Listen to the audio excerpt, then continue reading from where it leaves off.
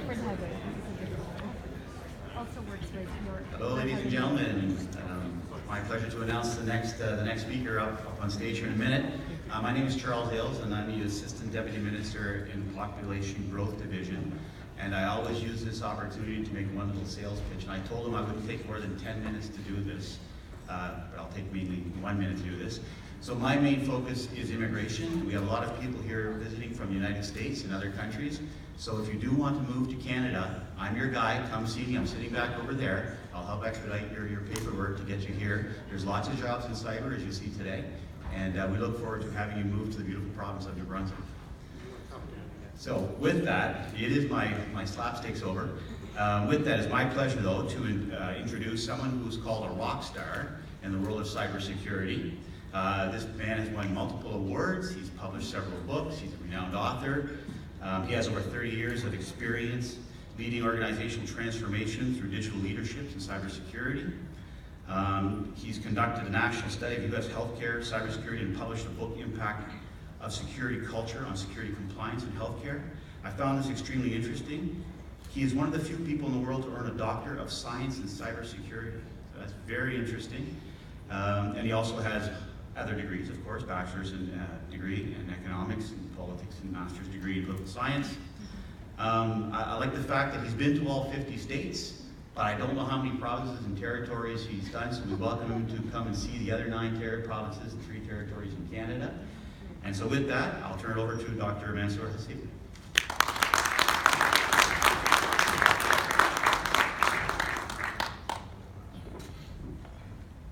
Thank you very much for that warm welcome, and thank you very much for having me here.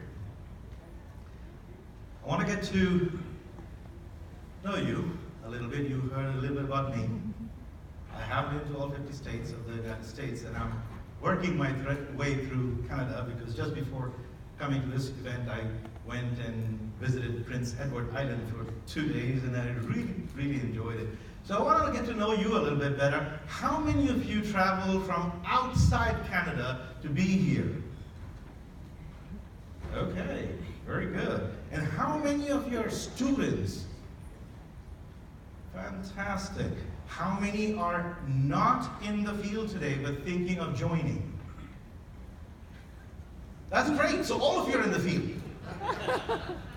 And that is fantastic, because one of the things that I want to do is I want to give you my key takeaway statements first, so that it doesn't get lost in the presentation. What I would like you to understand, first of all, is cybersecurity is more about people than it is about technology. So this is what I teach my students. Cybersecurity is people-powered perpetual innovation. In one line, I recommend you try to memorize that and explain that to people, because as soon as you say that to somebody, they're going to ask you why. That will start the conversation, which will allow you to explain cybersecurity to other people. The second thing, key takeaway, is cybersecurity is all about innovation. And perpetual innovation is the key to the success of any organization. It doesn't matter what organization you're running, whether it's a government, whether it's a private industry or education. Perpetual innovation is key. And then third, which is one of the key reasons that I was brought to talk here, is the concept of ethical leadership. I want to explain the concept of ethical leadership, because this is key. Ethics and leadership is intimately tied together. And what we need to foster is this mode and model of leadership that is called ethical leadership. And you will hear me explain that, and you will see why that is important, because ethical leadership is what fosters a culture of innovation. If you want people to innovate, you have to have ethical leadership. And then for recruitment and retention, simple message. This is something I've practiced for 30 years. If you take care of your people will take care of you. That's the simplest thing I did. Ethical leadership is really also about taking care of people, understanding their passions, what are they trying to do, where are they trying to get, and you as a leader helping bring that passion out and helping them get to where they want to go. I never laid off people in my 30 years of being in the industry. I never laid off a single person. And I believe that was one of the keys to my success. Because if you run an organization with a culture of layoffs, the moment you have your first layoff, you will lose allegiance. Once you lose allegiance and loyalty, you've lost the game. All right, this is another key slide. You heard some people talk about cybersecurity being for everyone, right? Open it up. It is not a STEM field. Absolutely, it is not a STEM field. Cybersecurity is not computer science. It is not computer engineering. Neither is it about security alone. I would recommend drop the word security altogether. Cybersecurity is a field. It's a single word. It's not two words. It's not hyphenated. It's one word, cybersecurity. And I will explain that during my presentation. This is something I had to learn myself. Remember, I'm one of the first few in the world to earn a Doctor of Science degree in this field. So this is something that I had to learn, and I will share that knowledge, body of knowledge that I learned with you today. If you notice this slide, this is almost 1,000 students in my Master's of Science program, and where are they from?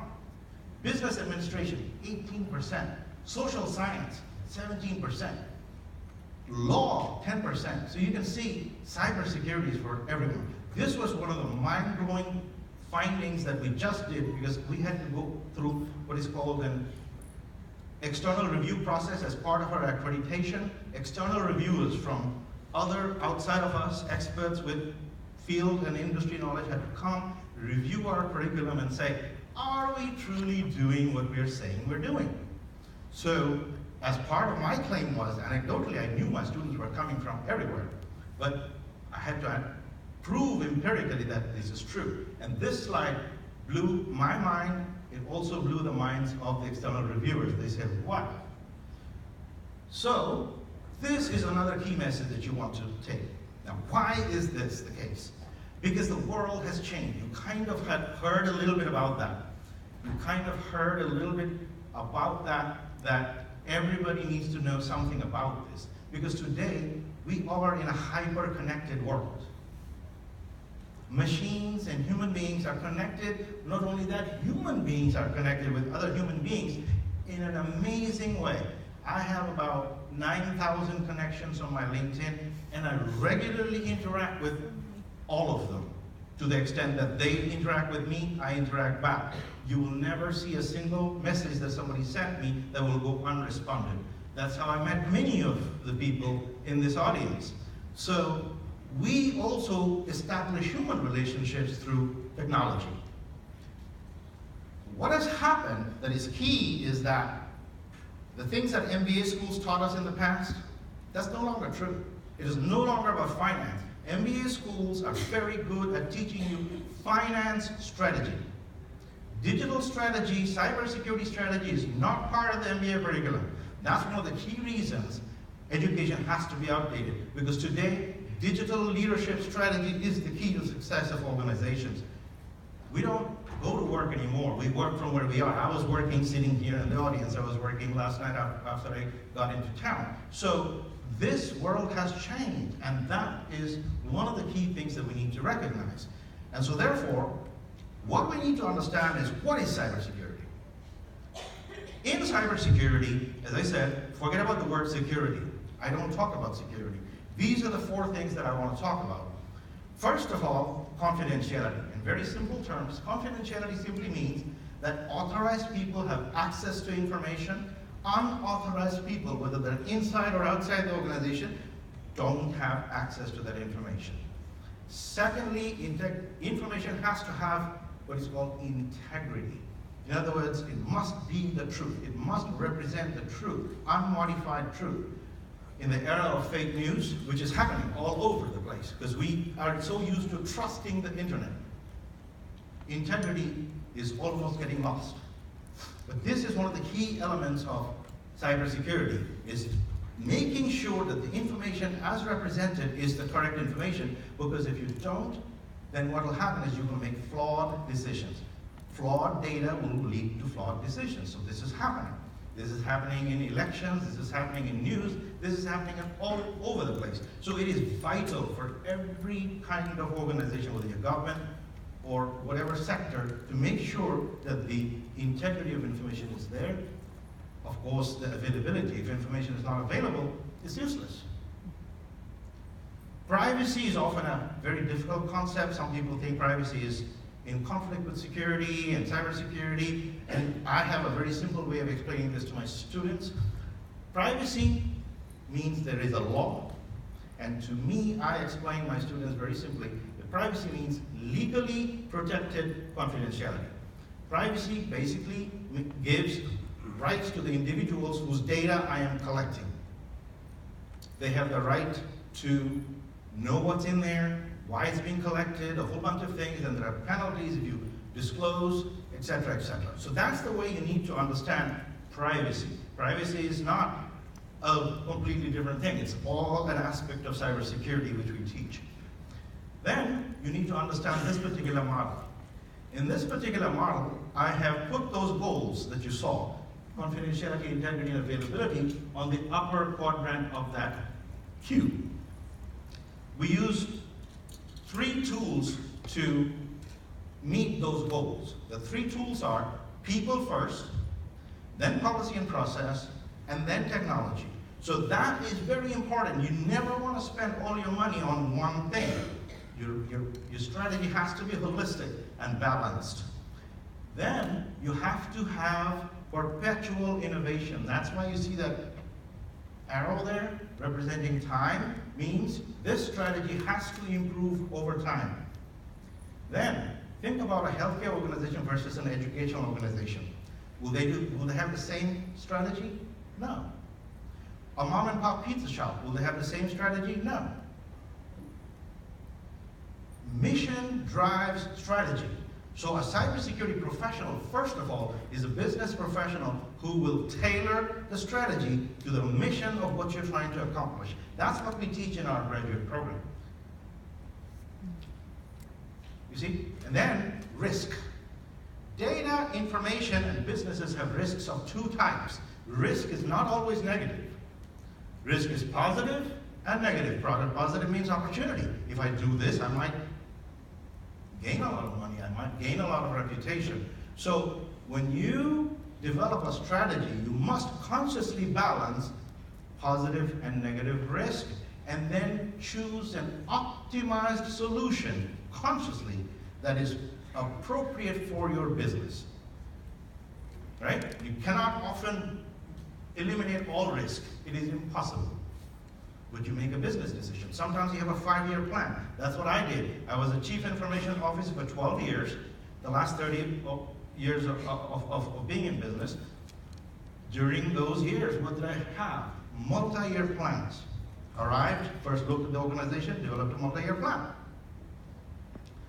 Then you also have to have a governance infrastructure. Governance infrastructure basically means you have to have the rules of the road. You cannot have helter-skelter. Think of a simple example. If you had a highway with no lanes and everybody driving at various speeds, you would have multiple accidents. The lanes are kind of a governance infrastructure. So that's what you want to have. And governance does not mean control. So this is another thing that a lot of people misunderstand governance, and they think it is about control. Control would stifle innovation. Remember, this is all about perpetual innovation done by people, so therefore, you must allow that innovation to occur. That's what we want. So here's another key takeaway, cybersecurity. I was going through conference after conference after conference, and I was listening to people talk about cybersecurity. Not only was I seeing it spelled in a variety of ways, when I asked people about what is cybersecurity, I would get 10 different answers from 10 different people. And all of them were calling themselves experts in the field. Problem was that there was no academic definition that they would adhere to. So that is when I realized, I said, my God, I'm a CIO, I'm trying to do this. Maybe I need to go to academia to try to make a difference, because I'm one of those people that don't just look at problems, I try to also look for the solutions. So I said, the solution is for me not to be in industry anymore, but I was a CIO, great salary, great honor and everything, but I was helping one organization. So then I decided to go to academia and try to fix it. And one of the things is key, which is scale.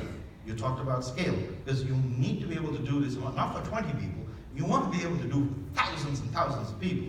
So I was very fortunate to get this program chair role in the University of Maryland University College, and we have now grown that university's cybersecurity program to be the world's largest. We now have 20,000 cybersecurity students globally between the undergraduate and the graduate program. My program alone, which is the Master of Science in Cybersecurity Technology, has 4,700 students globally. Again, we have students in Canada also, so because you don't have to come to Maryland to take our curriculum.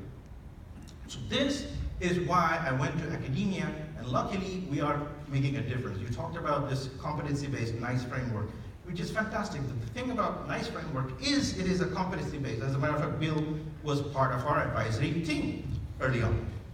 And so we have wholeheartedly embraced competency-based education. Our students, once they graduate, long before they graduate, they're already getting multiple offers. Recently, last month, one of our graduates got 11 offers. But we've also coached them on how to screen companies and decide to affiliate with. I said, look for ethical companies, because if you work for an unethical company or an unethical CEO, you will ruin your career. So they screen for that. And this graduate told me that her decision was based upon the CEO personally calling her and telling her that he wants her as his partner for developing the strategy of the organization. I said, that's exactly what we're preparing you to do. And so this competency-based education model actually works. That's what got us the 2 awards back to back. In 2018, we won Best Cybersecurity Higher Education Program in the USA Award in 2018 for the first time. And then we won it again in 2019, this year. That's unprecedented for a university. And I will tell you, the only reason it happened is because of competency-based education. We have fully embraced it. We've also eliminated textbooks, because most textbooks are outdated by the time they get to print.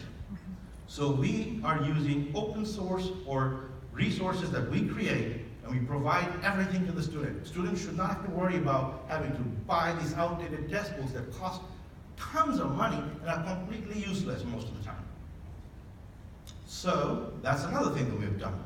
So this is a definition of cybersecurity, that cybersecurity is mission-focused and risk-optimized governance of information, which maximizes confidentiality, integrity, and availability while using a balanced mix of people, policy, and technology while perennially improving over time. I wanted to make it simple. I don't want a whole paragraph. It's a one simple sentence. So hopefully you will evangelize this definition, use it, cite it. There are lots of my work. If you just Google my name, you will see lots of my work out there. So please feel free to read, cite, go to my website, watch the videos.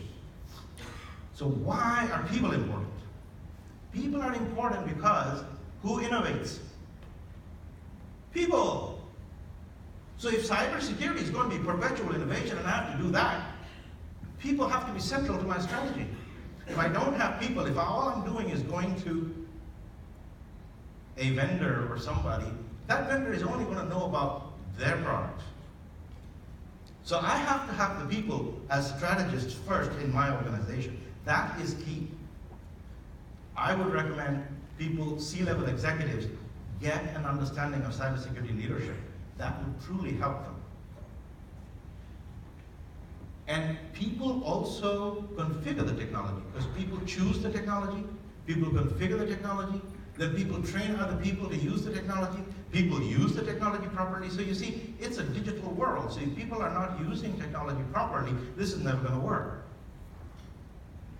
And so now, if we're going to embrace people, that's why we will need to embrace ethical leadership as the key to success. And you will see that basically, cybersecurity governance is essential for building that culture. So it's like, how am I going to build this perpetual innovation culture?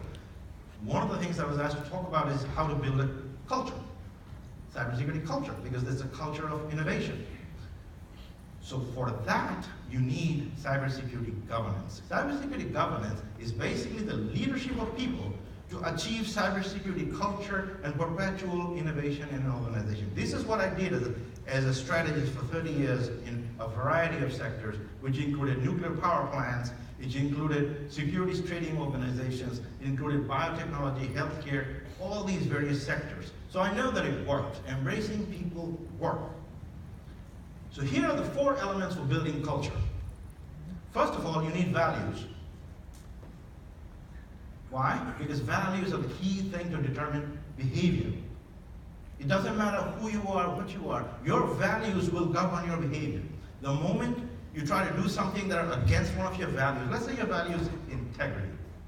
The moment you try to tell a lie, you're going to have a chemical reaction in your body. Right? It's going to happen. So values are important. Values start often in childhood. Society gives us values, but I also believe that organizations have values. So you, as any organization, have to determine what are your values. In the nuclear power plant, safety was #1 value. So everything revolved around safety. In my organizations, integrity was a key value. I have fired people for not practicing integrity, but I've never fired people for making a mistake. Because when you do innovation, you're going to make some mistakes. Innovation is something that has never been done before. So mistakes are a normal part of the process. If you fire people for making a mistake, you will kill innovation. But you also have to have the truth all the time. If you made a mistake, I want to know what that mistake was so that I can recover from that and fix it so that other people don't do the same mistake. Right? So I used to scream for values. Then you have to celebrate the people who are living the values and make heroes out of them. And they could be anything. Employee of the month, have a leaderboard of innovative ideas, whatever. I don't care. We used to have in the nuclear power plant a leaderboard about people who gave ideas related to safety, that improved the safety. And we just celebrate them. That created that culture. And that's important. Rituals are another important thing. Rituals. Taking people to lunch, having a picnic, whatever. It doesn't matter what you do, but you have to have these rituals. Whether it's giving a certificate. Why do we have a graduation ceremony? Because it's a ritual that reinforces certain things, makes us feel good about what we have achieved. So when people achieve something good, you gotta have rituals. Some of those rituals could be simple things like a certificate. I should do that a lot. When somebody on my team did something great, I had a nice printed certificate that I would give them with the project name that they did, whatever that they did. It must be sincere. Even a simple thank you. I used to walk around the halls of every institution that I worked in. I used to walk around the halls and just bop into people and say hello, building relationships.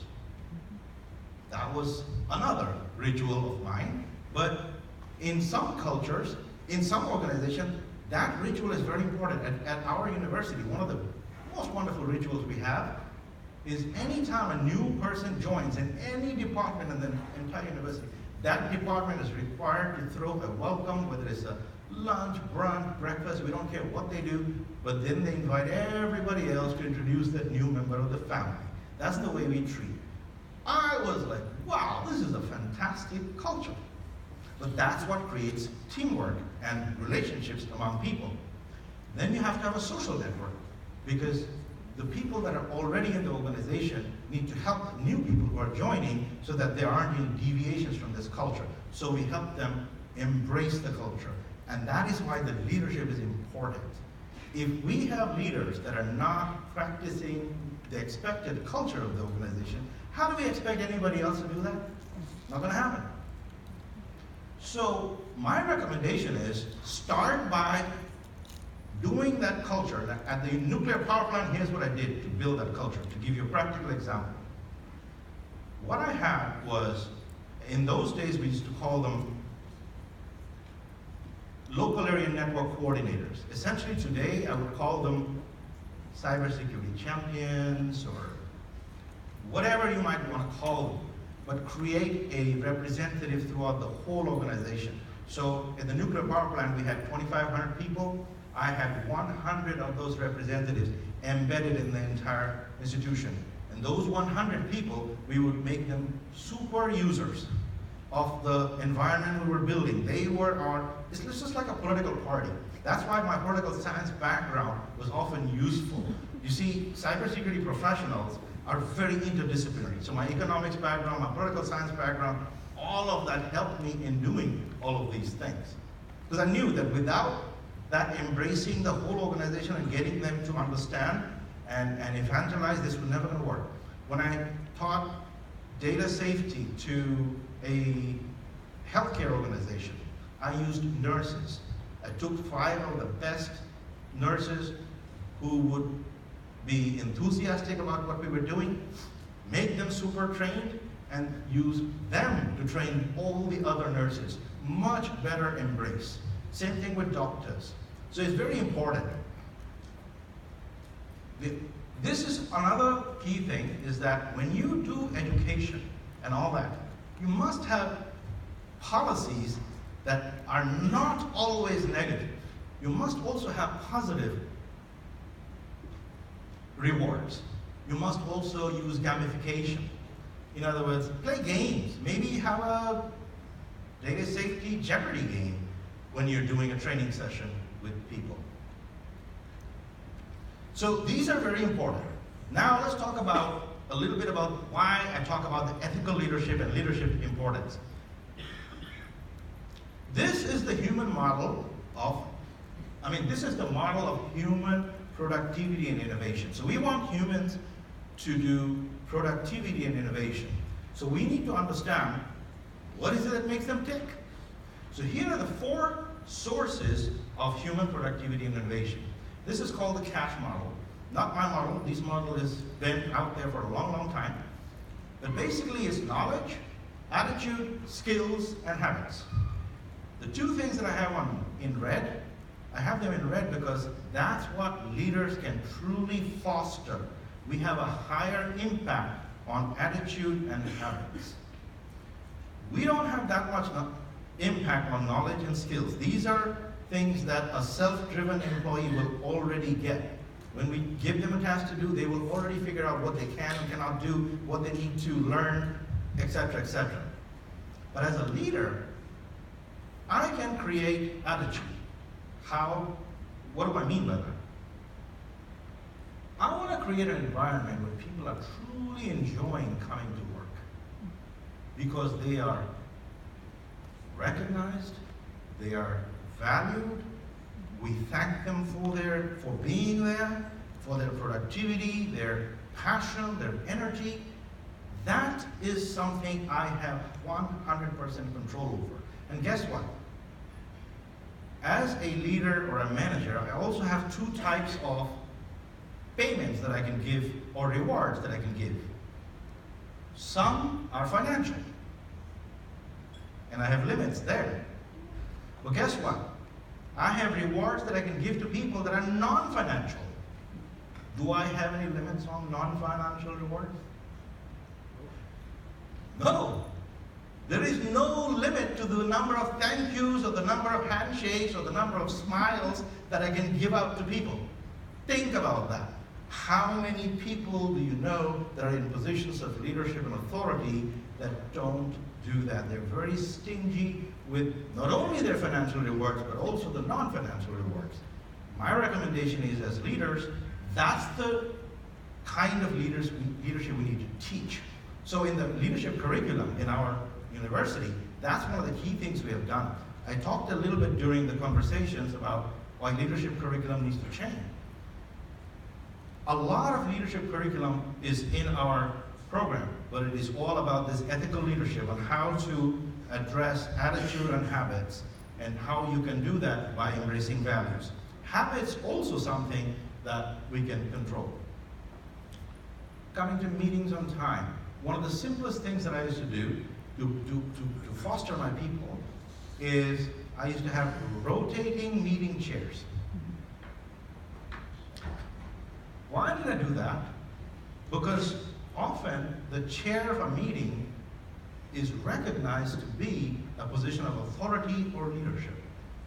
And people always think, oh, I'm just a worker bee. I cannot be a meeting chair. But if I suddenly have a rotating meeting chair, guess what?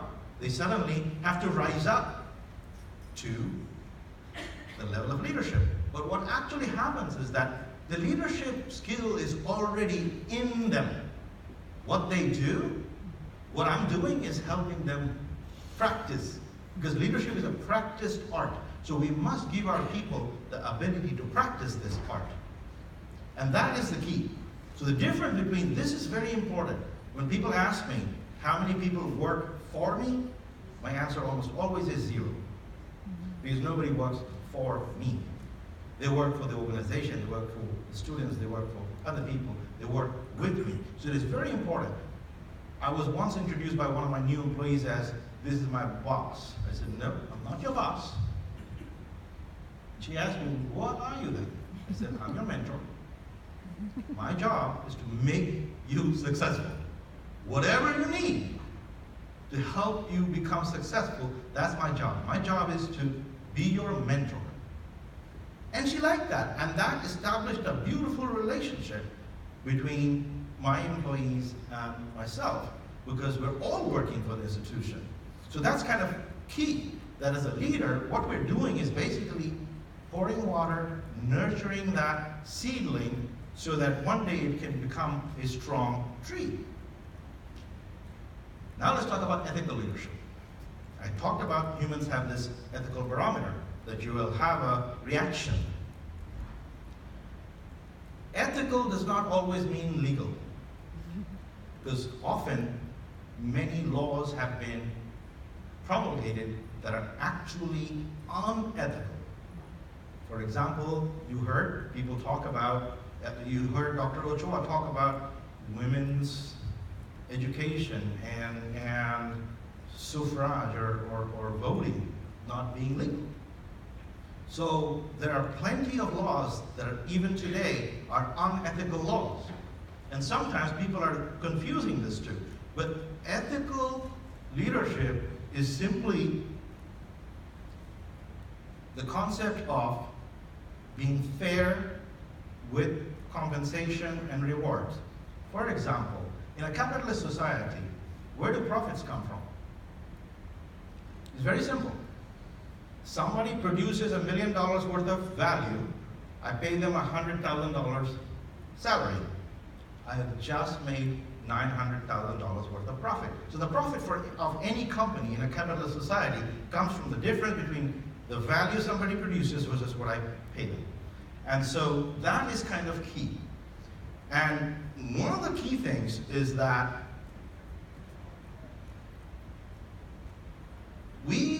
one of the things I want to talk about is this particular thing that has been happening.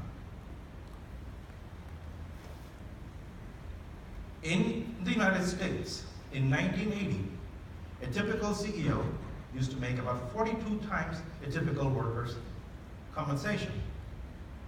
Our society really hasn't changed as a capitalist society, but what has happened is that over the next few decades, and this has primarily happened because of the rise of the chief financial officers who started to play all kinds of games by sucking up the profits of the company and giving it to the people in positions of power. So a typical CEO today makes almost 400 times a typical salary, typical worker, and the workers have no job security. And how are we expecting them to do innovation? Because they're not getting a fair share of their innovation. In a true capitalist society, so what we're turning into is some sort of an oligarchy where a limited number of people control everything and take the fruits of all the profits while the others don't.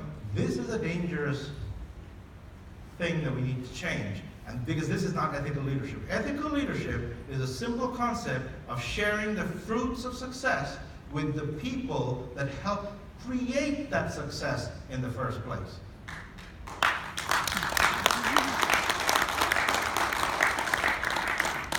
So this is a key concept that you need to understand and embrace. If you're going to do cybersecurity and perpetual innovation, it has to be with people.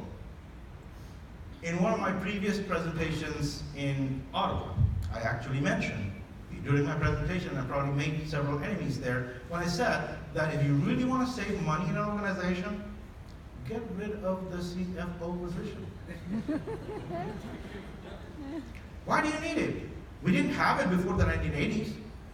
We used to have accountants and finance experts, and we still need them, but we don't need them running companies. This is a key important thing, because many of these CFOs eventually become CEOs, and then it becomes all about money. But you see, organizations aren't all about money. It has to be about the mission, it has to be about the people, and it has to be about perpetual innovation. And this is the key culture that we need to build. So what do we need to do? We need to do this.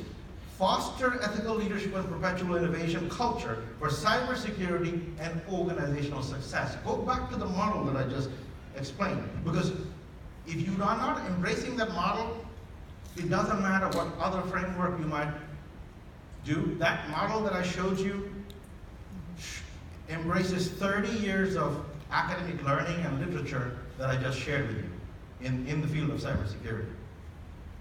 And that cybersecurity is people-powered perpetual innovation. And I'm going to repeat that thing again. The perpetual innovation is the key to organizational success. And without ethical leadership, you will never foster a culture of innovation. So the three key takeaways that I told you at the very beginning, I'm sharing that again with you. And I don't know if we have time, but I will be here all day today. I will be here all day tomorrow. And I believe that we will have a place for me to interact with you on a one-on-one. I'm more than happy to engage and help in any way. That's why I'm in this field right now. I'm basically here to help, empower, and educate as many people as I possibly can. That's what I'm here for. So please come talk with me. I will show you the awards that we won. You can pick up signed copies of books if you want. All of those things. But I really, really thank you for sharing this time with me and allowing me to come to this beautiful town of Fredericton and share the stage with so many dignitaries in this particular meeting. And I was glad to reconnect with a lot of friends, and I want to make some new friends. Thank you very much.